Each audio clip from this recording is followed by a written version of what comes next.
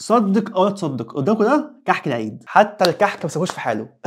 السلام عليكم ورحمه الله وبركاته، معكم محمد عصام من قناه عصامي. اخباركم ايه؟ عاملين ايه؟ كله تمام؟ مش هيكون كله تمام. خلاص يا جماعه، رمضان بيودع بقى. عايز بقى قبل ما ابدا كده اديكم نصيحه بسيطه. احنا حاليا دلوقتي في العشر الاواخر، والعشر الاواخر دول افضل ايام السنه في جمع الحسنات، فحاول كده تشد همتك وتركز مع القران والصلاه، وان شاء الله كده ربنا يكرمك. وطبعا بقى بما اننا في اخر رمضان، بدات بقى الاماكن تعمل بقى ايه كحك العيد بقى، وتطلع بقى اعلانات لكحك العيد وشغل كحك العيد. فانا قعدت بقى ادعبس كده وافكر عايز اعمل كام فيديو كده كحك العيد. لقيت مكان عندنا في اسكندريه اسمه لي لودي، ده كده شكل اللوجو بتاعه لي لودي. المكان ده بقى ايه؟ عامل اختراعات كحك عيد، مش كحك عيد اللي هو العادي خالص اللي هو ملبن وعجوه والجو ده، لا، عامل اختراعات كده واشكال غريبه لقيتها على النت. بص الصور بتاعتها دي كده شكلها، يعني شكلها ملفت جدا الصراحه ومحمس جدا. فتعال نشوف الحاجات دي عباره عن ايه، وسعرها ايه، وطعمها ايه، وهل فعلا اختراع ولا شكل بس وخلاص. تعال نشوف. طبعا انا جبت حاجتين، جبت كحك وجبت سابليه. الكحك ده اسمه كحك شوكولاته. تعال نفتحه ونبص عليه. العلبه شكلها نظيف الصراحه. نفتح بقى كده، ده لازقها. اوبا، شكلها لذيذ.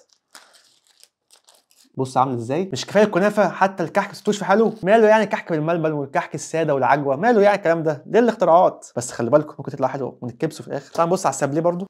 اوبا، والسابليه بقى بالحشو والحركات شكله بصراحه منظره حلو.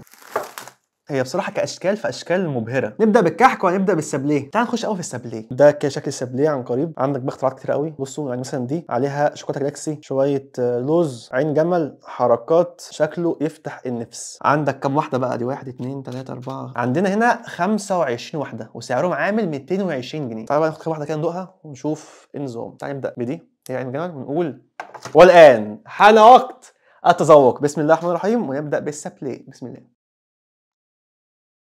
المفاجأة دي، بص من جوه، طلعت من جوه محشية شوكولاتة بيضة، طعمها حلو قوي. لا لا، بداية موفقة. هشوف البندق طبعا مكتوب هنا تارت سبيشال، ومكتوب هنا مدة صلاحية حوالي 3 شهور، من شهر 4 لشهر 7. ندوق. بصوا هنا حاطين كراميل مع البندق جوه والشوكولاتة. بصوا لحد دلوقتي الاختراع جامد. تعال نشوف دي كده. الطرق اللي فوق ده، حاطين فوق كور شوكولاته، ومن جوه هنا شوكولاته سايحه. الواحد هيبدا يتعب من السكر الكتير ده. شايف، حاسس طعم بن في الموضوع، مش عارف. ناخد لنا برضه اتنين كمان كده وخلاص. ناخد الجلاكسي ديت ونشوف طعمها عامل ازاي. بص عامل ازاي، ندوق. بصراحه طعمها حلو ومسكر، بس المشكله الحاجات دي كلها مسكره بالزياده، فانا انصحك تاخد منها اتنين بس كفايه. اعتقد دي لوتس دي، باللوتس.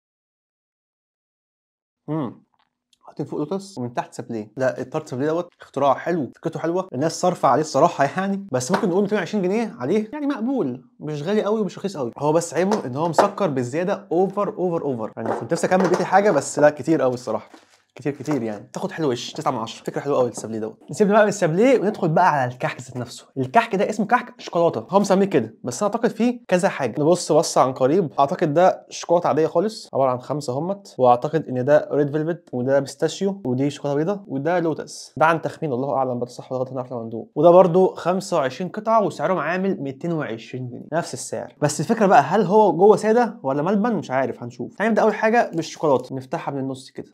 طلع الكحك ساده يا معلم، والشوكولاته بره اهيت. ندوق بسم الله. الكحك عندهم طعمه حلو، حاسه لايق مع الشوكولاته يعني، قشطه شغال. بص بقى على البيستاشيو الفستق، نفتح من النص كده. اوبا، مش حاسس بطعم البيستاشيو، نفس طعم الشوكولاته بس متلون ولا ايه، مش عارف. هنبص كده على اللوتس ده، بص بقى كحك عادي خالص بس من بره لوتس. اكنك بتغمس الكحك باللوتس. يبص على ريد فيلفت. بسم الله. بصراحه مش عارف بيتهيألي ولا لا، بس انا حاسس ان البيستاشيو زي الريد فيلفت زي الشوكولاته العادي يعني، كله شبه بعض ومفيش اي فرق، بس اختلاف الالوان. فممكن عشان كده مسمينه كحك شوكولاته يعني، كله نفس الطعم بس الوان مختلفه. الحاجه الوحيده بس مختلفه هي اللوتس بس، لكن الباقي شبه بعض يعني، نفس الطعم.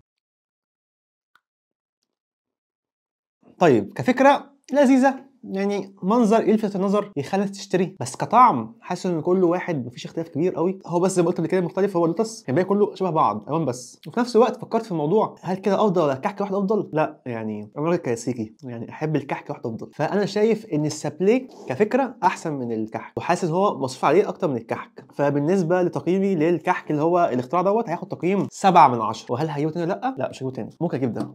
طيب دي كانت حلقه النهارده، اتمنى تكونوا استمتعتوا بيها. وعايز بقى اعرف منكم ايه رايكم في الفكره. هل الافضل نخلي الكحك كلاسيكي ما نلعبش فيه، يكون كحك ساده ملبن عجوه عادي، ولا انت مع مبدا ان احنا نخترع ونجرب حاجات جديده ونعمل زي الكنافه ونقعد نسمي اسامي غريبه؟ حابب اسمع رايك ونتناقش في هذا الموضوع في الكومنتات. وبس كده، كان معكم محمد عصام، اشوفكم ان شاء الله في الحلقات الجايه، وعندنا حلقات كتيره عن كحك العيد ومقارنات وتجربات وحركات. خلاص كده خلصنا فيديوهات رمضان، يلا شد حيلك في 10 اواخر، وما تنساش اللايك، والسلام.